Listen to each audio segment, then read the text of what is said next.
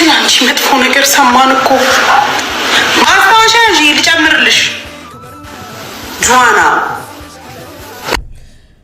ሩታ የሰሞኑ ኮሜንት ነው መልስ ሰጣችሁ። ስላንቺ መጥፎ ነገር ሰማን እኮ ጆዋና ማስታወሻ ያዥ ልጨምርልሽ።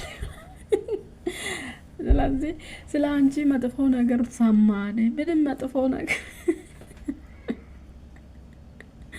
እና ወጣች ማለት ነው። ቪዲዮ ከተለቀቀ በኋላ ሼር ያደርጋ ነበር ግን አልተመቸኝም ላይቭ ላይ ስለነበርኩ ማለት ነው ዛሬ ልሰራበት። ስለዚህ አጣራክራጋችሁ ትላንትና ልጅቷን አጠረግርግ አደረጋችሁ እና አብርሃም ደግሞ ጥሩ አባት ለምሳሌ አሁን ደርሶ አዛኝ እሷ ባለጌና ደርሶ አዛኝ ለመመስለል ልጁን ወስዶ ሄዷል ማለት ነው። አብርሃም አትችልም ወስደ መሄድ አትችልም፣ ምክንያቱም ልጁ የእናት ነው። ምክንያቱም ባለጌ ብትሆን ምንም ብትሆን ልጁን በብዙ ስቃይና መከራ ውስጥ ወልዳ የምታሳድግ እናት ነች። አንተ አሁን እንዴት ነው የምመችክ? ልጁን ትወስዳለህ፣ ሆቴል ነው የምታደርገው። እስከ ዛሬ ቤቱን አልተከራየህም፣ ሆቴል ነው የምታደርገው፣ ሄርሜላ ጋር ነው የምትወስደው፣ የት ነው የምታደርገው ልጁን?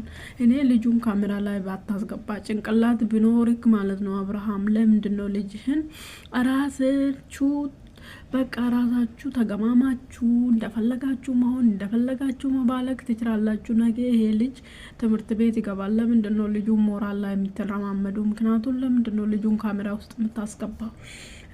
ከትላንት ወዳም አንተ ሮጤ ነው ልጁን ጎተተ ካሜራ ውስጥ አስገባ። ትላንትናም እንደዛ ወስጄ ሄጃለሁ ለማለት ነው። ስትፈልግልሽ መጣችሽ ትመጫለሽ። ምን ነው የምታውቀው? ልጁ ምን ነው የሚደረገው ራሱ አታውቅም። አንተ ዝም ብለህ ትቆጣለህ። ስለዚህ ልጁ ብዙዎቹ ልጁን እንዴት ትሰጣለች ምናምን፣ ልጁን ይመልሳል፣ የትም አይሄድም ወስዶ ማለት ነው። ሲቀጥል ወስዶ የትም አይሄድም። ሲቀጥል ደግሞ እሱ ራሱ ይጠየቃል። ምክንያቱም አላቅም እሱን ራሱ አላቅም ካለች እኮ እሱ ላይ ነው ነገሩ የምዞረው። ይሄ ማወቅ አለባቸው። ስለዚህ ዝም ብሎ ነው ልጁን ኩትቶ ወሰደ። አብርሃም ጎበዝ ነው፣ ጀግና ነው። ልጁን ከባለጌ ሴት ወስዶ ለማሳደግ እኔ ሩታ እንደዚህ አይነት ስራ መስራት ከፈለግሽና እሱን ለማናደድ ብትዘጋጅ እንደዚህ አይነት ስራ እኔ እየደገፍኩሽ አይደለም በዚህ ጉዳይ። እንደዚህ አይነት ስራ ለመስራት ካሰብሽ እሱ ጋር በእንደዚህ አይነት ሁኔታ መጋፈጥ ከፈለግሽ ማለት ነው እንደ እኔ ሴት ነሽ፣ ጥሩ ጠንካራ ነሽ፣ ጥሩ አነጋገር አለሽ፣ ጥሩ አመለካከት አለሽ። ስለዚህ ከዚህ ህይወት ወጥተሽ በጥሩ ነገር ስራ ሰርተሽ በራስሽ መንገድ ስራ ሰርተሽ እየሰራሽ ያለሽው ለሱ ነው፣ እየተሳደብሽ ያለሽው ለሱ ነው። ምክንያቱም ቪዲዮ ለሱ ነው ምሰራ። እሱ ነገ ትቶሽ ይሄዳል፣ ትቶሽ ሄዶሽ ያውቃል። ከዚህ በፊትም ትቶሽ ይሄዳል፣ አሁን ነገ ማለት ነው። ምክንያቱም ለቪዲዮም እየተሳደብሽ ለሱ ነው እየሰራሽ ያለሽው። ስለዚህ በራስሽ ቻናል ራሱ ብሰሪ ለጥቅምሽ ነው ይባላል። ለሰው ጥቅም እንደዚህ ለምን እንደምትሳደብ ያላቅም ነኝ።